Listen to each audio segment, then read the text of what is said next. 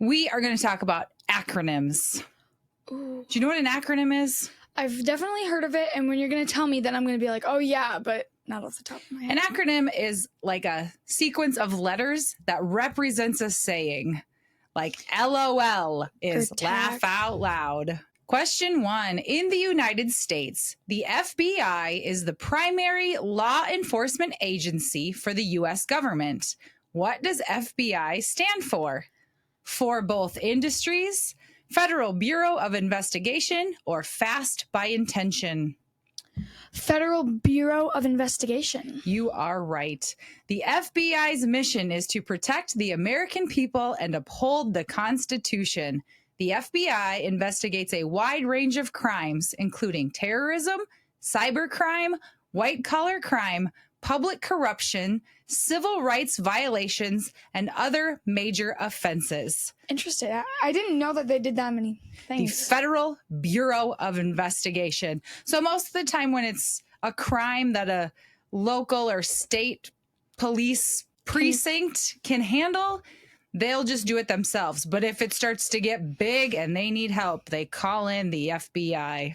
So thanks, FBI. FBI, open up. Question 2. Everyone knows what it is, but what does TV stand for?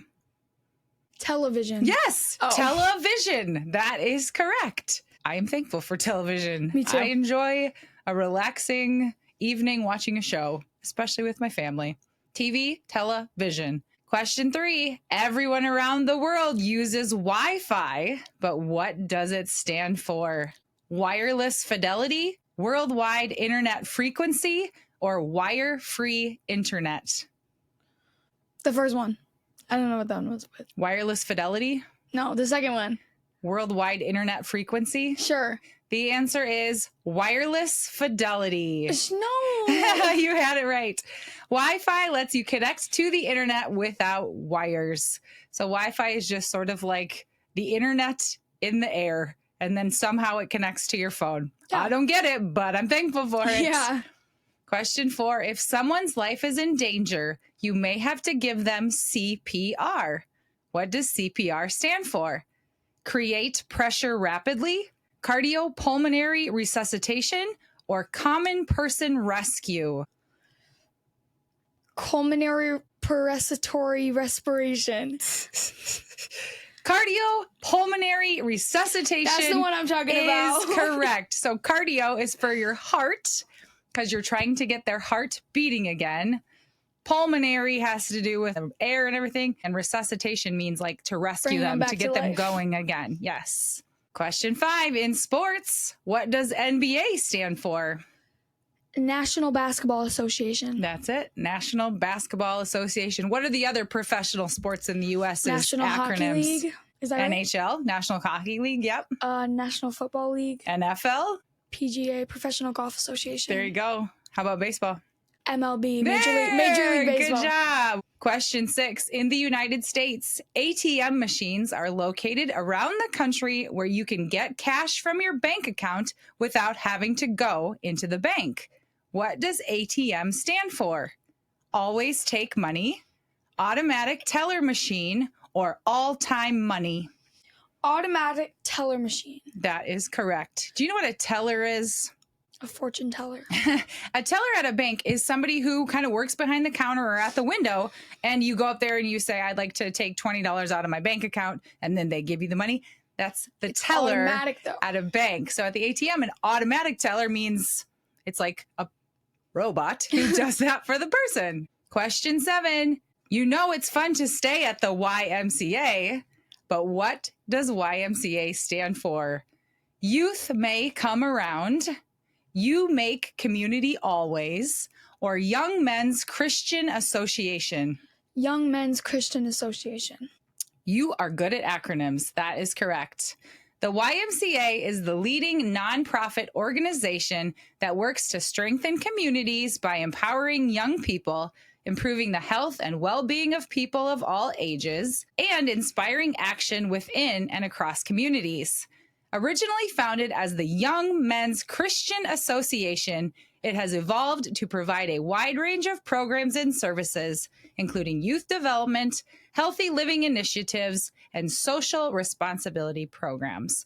So YMCAs are in bigger cities. We don't have a YMCA, but I'm sure it would be fun to stay there. Yeah, except we're not young men, so.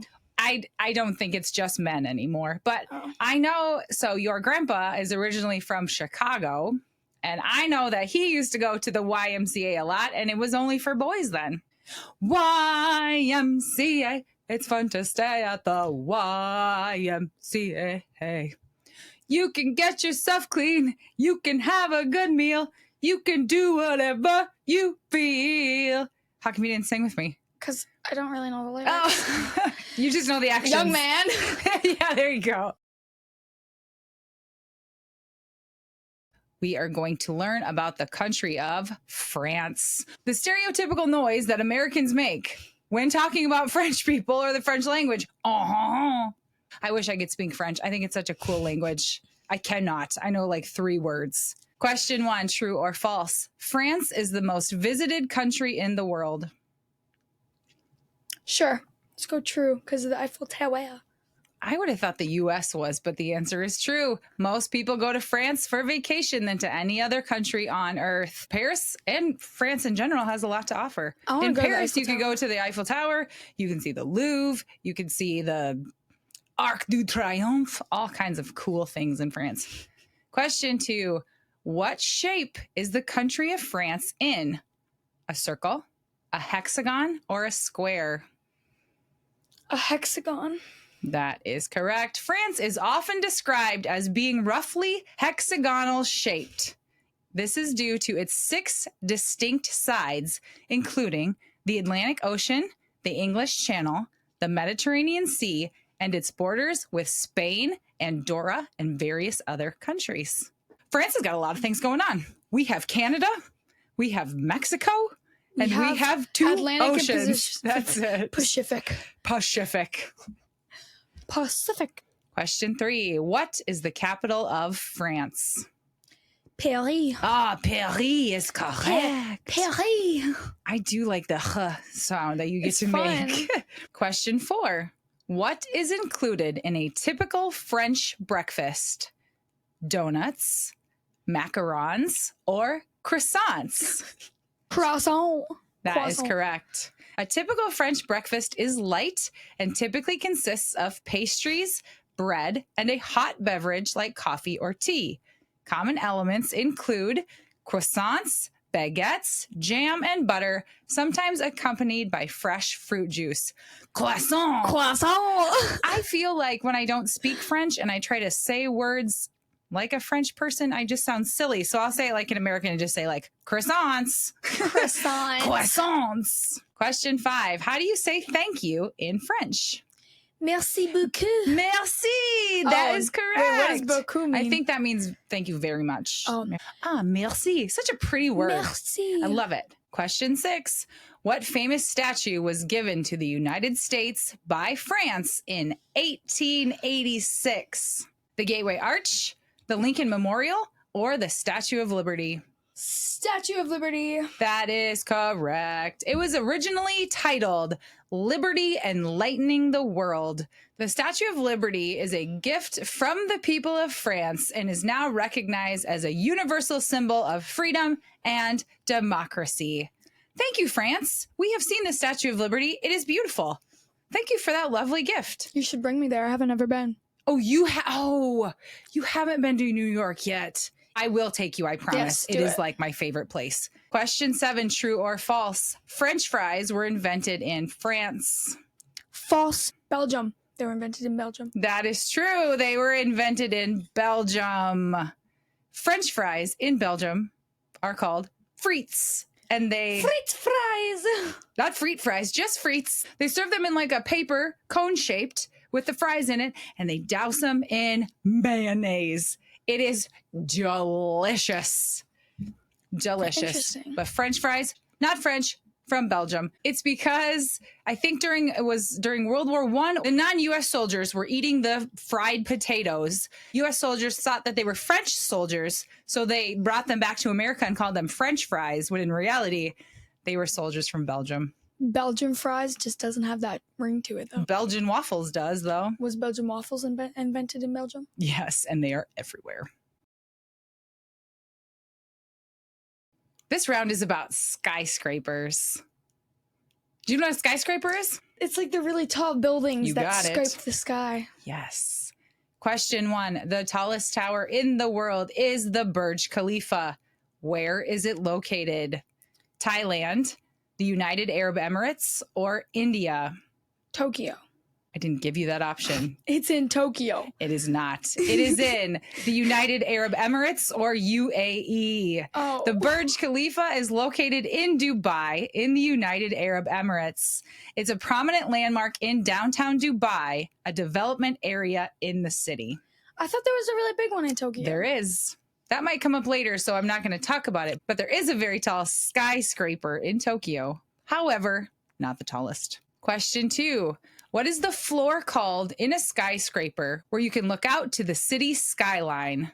The lookout floor, the big window bay, or the observation deck? The observation deck. That is correct. The observation deck or sky deck are designed to provide panoramic views of the city and surrounding areas. So, just like it says, you can observe the whole city around you. They're very cool. It's a very different perspective of seeing the city versus on the ground where you're just looking up. Yeah, I honestly want to try one of those. Are you afraid of heights? Because it's going to be tall. I'm afraid of falling from heights. Right. You're not afraid of the height itself. You're afraid of falling from it. Question 3. What is the tallest tower in America? One World Trade Center, the Sears Tower, or the Shanghai Tower? The Trade Center one.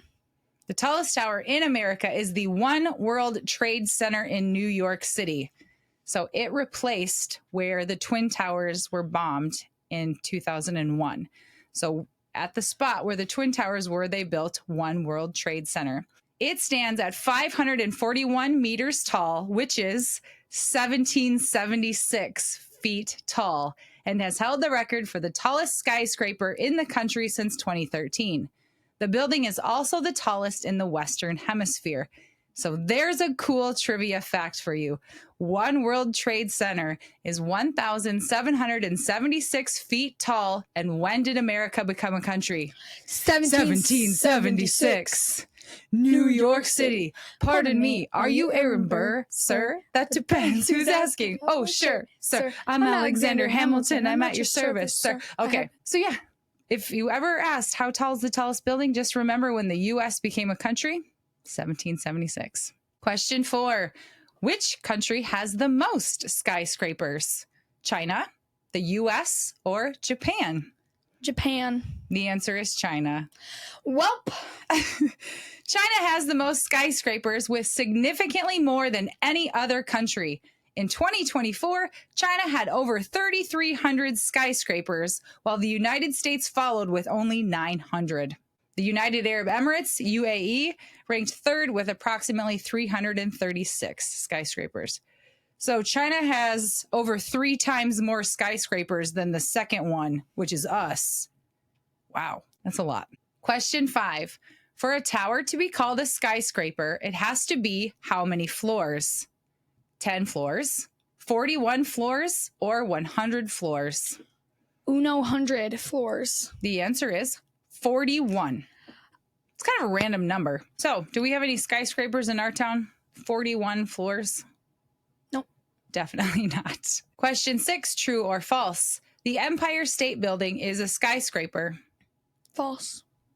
It's true. Oh my goodness, I'm doing terrible. I thought it was going to be like a trick question or something. The Empire State Building definitely has more than 41 floors. In fact, it has 102 floors.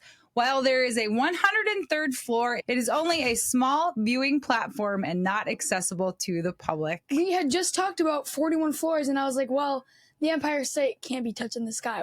But I knew it had more than 41 floors, so like... Question 7, true or false? The tallest tower's exterior is made of glass. That's false. It is true. The exterior of the Burj Khalifa that we talked about earlier, the world's tallest building, is predominantly made of glass. The tower's exterior cladding utilizes 26,000 individually hand-cut glass panels, along with aluminum and stainless steel spandrel panels and tubular fins. This glass facade is designed to withstand extreme heat and wind conditions in Dubai, because Dubai is basically in the desert. So the glass can withstand the wind and the conditions there better than metal can, because what happens to metal when it gets hot? It expands. Oh. So when metal gets hot, it expands, and then when it gets cold, it contracts. Glass doesn't do that. So when you're in the desert, you don't want a building that's like going in and out with the heat, because that could like totally ruin the structure and the safety of a building. So a lot of it is glass. Did you know a lot about skyscrapers prior to this round? Did you know how many you got right? Like one, maybe? It's okay. I don't think I would have gotten many of these right either, but I learned a lot, so that's good. That is good.